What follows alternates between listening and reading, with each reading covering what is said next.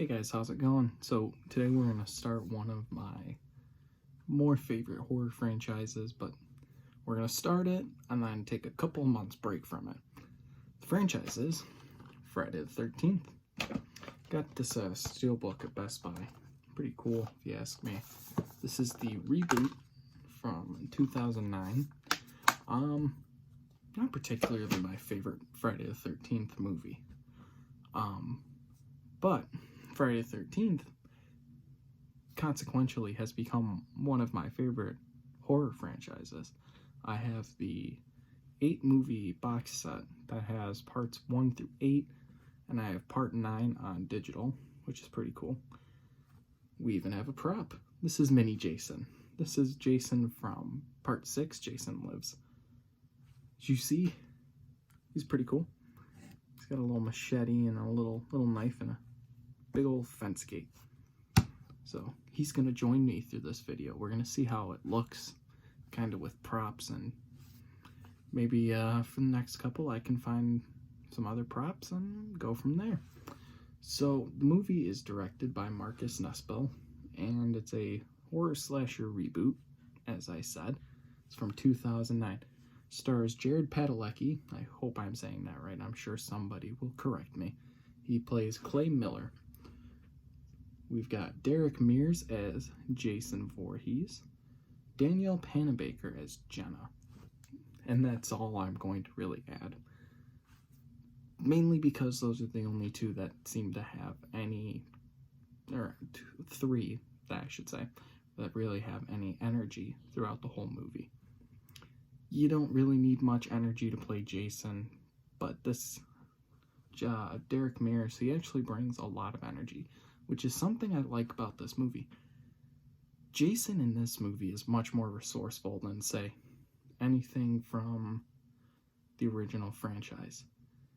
He sets up like tripwires that ring bells throughout his little underground compound to let him know when somebody's near. I mean, he sets up traps. He uses floodlights to find his victims.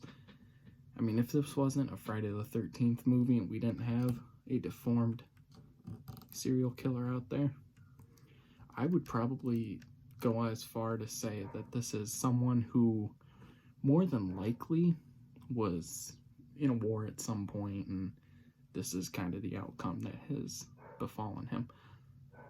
Has a 26% on Rotten Tomatoes, and off of a budget of $19 million, it made $92.7 million.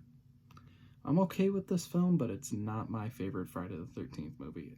Honestly, it's one of the worst. It takes everything from the original franchise, like the sex, drugs, and rock and roll kind of aspects of it, and pumps it up to 11. Yeah, I know, I made a couple rock references. I don't care. It's my show, right? Right. So, why I like this movie, it's like I said, there's resourceful Jason, and there's actually some depth to the Clay Miller characters, where we find out his sister, who is Whitney, she's played by Amanda Wrighty, that's her name. They actually have a really good relationship throughout the movie. He admits that throughout their life, he hasn't really been there for her, but once he finds her and rescues her, their relationship really binds, and she is technically our final girl, because Jenna does unfortunately get killed. I really like Danielle Panabaker.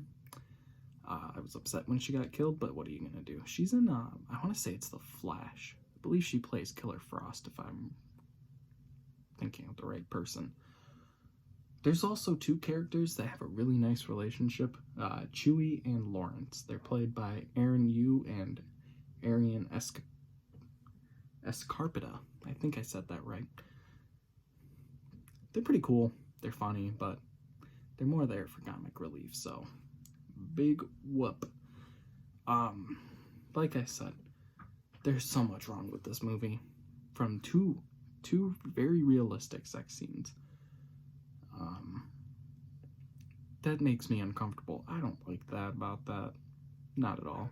I don't like gratuitous sleaziness in my horror movies. Now, yes, it's gonna happen, and it's not gonna take away too much from it, but this is like over the top.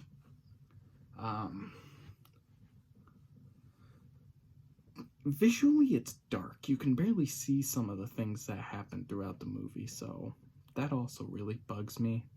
I want to be able to see everything that's happening throughout the movie, you know. If you're going to show me kills, I want to actually see them. I don't want to have to guess what's going on.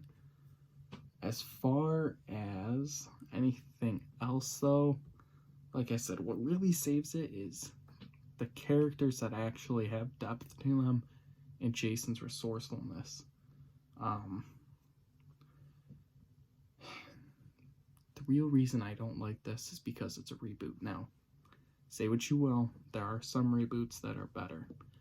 In fact, I believe 2003's Texas Chainsaw Massacre is actually better than the original, just based on the fact that, I mean, yeah, it recreates a lot of things, and Texas Chainsaw is not one of my favorites, but it's still pretty good. This isn't.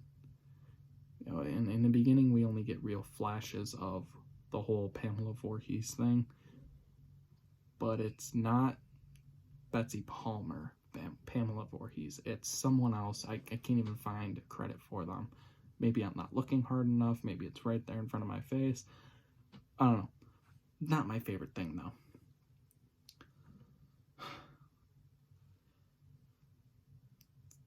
In the early 2000s and 2010s, they rebooted all of our favorite horror franchises. Rob Zombie did 2 Halloween films, and Michael Bay's company, I can't remember what it is. Maybe it says it.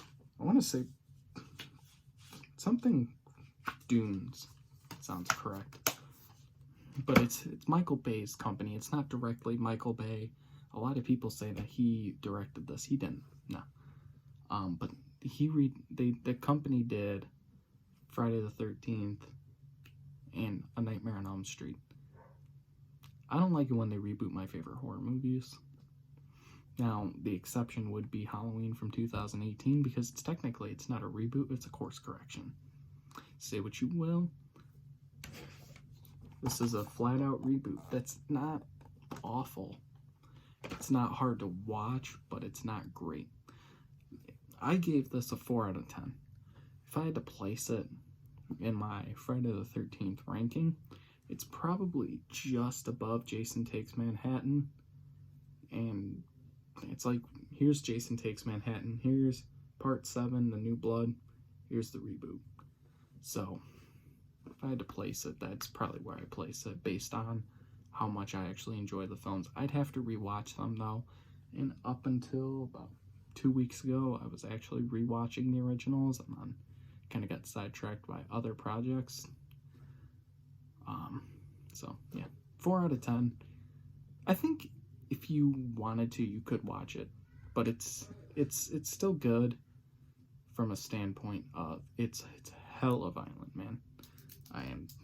This takes the gore and just whoop, right out the window it goes. It's bloody as all hell. So that I like. And I'm not even someone who grew up watching horror movies. The first horror movie I remember watching is The Strangers, and I was terrified of it. And I would not watch a horror movie up until I took a class called Cinematic Literacy. And our teacher was like, hey, we're going to do a horror genre. And I'm like, we're going to do what? That's how I discovered Halloween. Hey, there's got to be a good story for everything. So Halloween kind of led me to Friday the 13th, which led me to Nightmare on Elm Street. Here we are. That's why I discover obscure horror movies like Sleepaway Camp. And yes, I would rather watch Sleepaway Camp over this. I do want to talk about this, though. I only had seen the back of it, and then when I pulled it out to watch it, or I said the back, I meant the front. When I pulled the case out to watch the movie, that's when I discovered this cool Jason thing on the back. Which actually, I wish I had the action figure from this movie, as much as I don't like it. I do like his look. It's more grungy, actually. I think there's a... Yeah, here we go.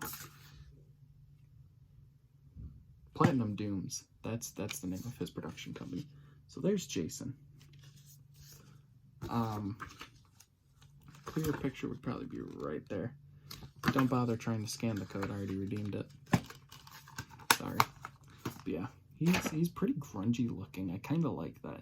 And it's not like your normal horror reboot that's like a slaughterhouse. You know, grungy, dark, gross. No. It doesn't have much of that. But, you know, it is. It's a horror movie. So, if you have any horror suggestions that I haven't seen, like I said, I've seen all the Friday the 13th, I've seen all the Halloweens, I've seen all the Nightmare on Elm Street films. I haven't watched all of the Texas Chainsaw Massacre films, and I haven't watched I've watched all the Chucky movies, and I plan to do Saw at the end of May, starting Saw anyway. There's a few I know there's other franchises out there I haven't seen, and I can't really put my finger on all of them, so if you have any suggestions of anything I should watch and then review for the channel, let me know, and I will certainly try and do it. It may not be right away, because I have all of May already planned out. I have no life, I'm sorry guys, but that's what I did, and I will try and do that tomorrow for Sunday. So tonight on Instagram, I'm going to look at G.I. Joe Retaliation, which if you remember, I said I was going to do a long time ago. I got halfway through it and turned it right off. I got so bored with it, it was stupid. Welcome to Bad Movie Week. Might as well do it if I couldn't even finish it, so hey, it's got to be pretty bad. If I can sit through Dragon Ball Evolution, I think I can sit through that. So, I'm going to give that a watch, and so that'll be out tonight on Instagram, and then tomorrow I'll do a video for it for YouTube. Until then, I am Luke, and I will see you guys later.